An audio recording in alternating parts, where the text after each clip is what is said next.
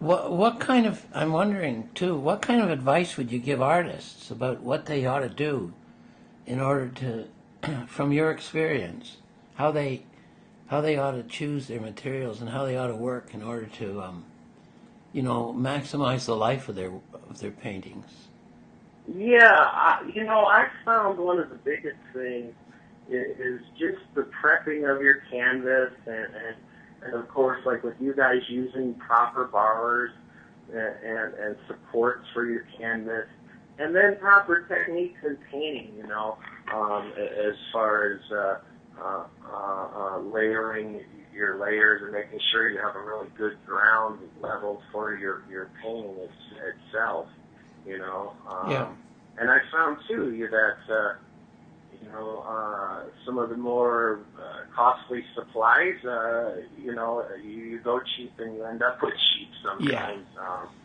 So there is an advantage in spending a little extra money for the better oil paints and your better Yes. grounds and things like this, Yeah. and using good quality products. Yeah. Um, Yeah. yeah. So. I mean, I see that a lot of times with the stretcher bars,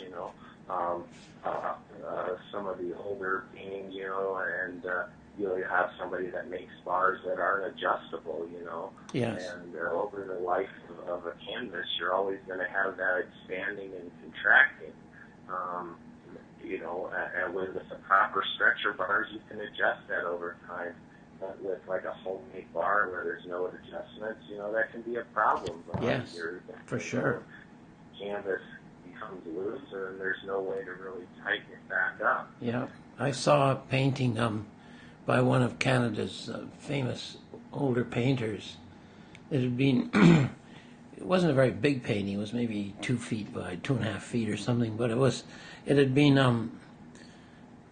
It had just been lying. The canvas had shrunk from, not shrunk, but had just sagged, and the bars couldn't be fit, couldn't be stretched, didn't have keys, to stretch them again. Yeah. And so it had been hanging up someplace for 50 years with that canvas lying against the side of the inside edge of the bars, and it just produced a line right across the paint. Yeah, that is very common. That had to be worked on to take it out. Well, the only thing you can do as far as a restoration conservation, with some of the damage is just to basically stabilize the damage and, try to reduce the appearance of it. Yeah. There's no, all I'm doing is, for a lot of times the stretcher bar marks loose canvas, a lot of times that would be addressed by relining the painting and then re-stretching it. Yes. And in that process, a lot of times you can reduce that cracking in that line. Sure. Get to lay down a little flatter just so it's, where you have problems with lines like that is when you get the raking lights, because it's actually where that paint has cracked, it's actually, if you looked at it very closely, you'd see that it's raised up. Yeah. And that's what you're seeing. Yeah. That shadow coming down for that.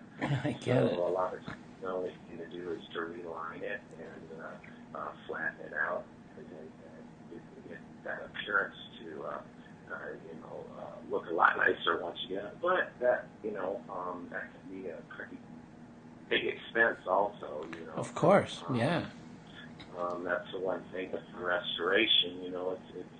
It's not cheap to do, No. but on a painting with value, you can actually add value to the painting. Yes, I guess. Above what it costs to repair it. Yeah. So. Well, if you had a good house, but it was starting to fall apart, you're going to get more money for it if you put some money into repairs. Exactly. And then what you see a lot of times, just on a dirty painting, an older painting that the varnish is yellow and you'll have some dirt grime on top of that. But just bringing it back to what the artist intended it to look like. Yeah. I do a lot of paintings of some pretty famous guys, and then I'll have a dealer bring a painting in and we'll look at it. 1 to 10, I say this one, appears to be about a 4 for this guy.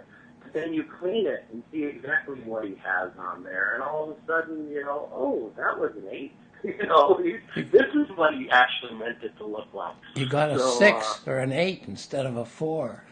Yeah, and I'll tell you, that's, I think, one thing that a lot of, I deal with some pretty well-known art dealers, and, some of those guys, they really have an eye to be able to see, Yes. what the hidden potential of a particular Yes. artist, especially once you're familiar with a certain artist's work, you know that Yeah. look.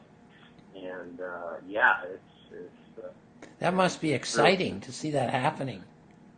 yeah, it really is. It's funny. I have a dealer, a local dealer that I work with, and he'll bring me paintings in that he signs, and sometimes he skips out of here. He'll ask me to do a little test, and we'll test up in the sky and see exactly how yellow it is, and it's very exciting.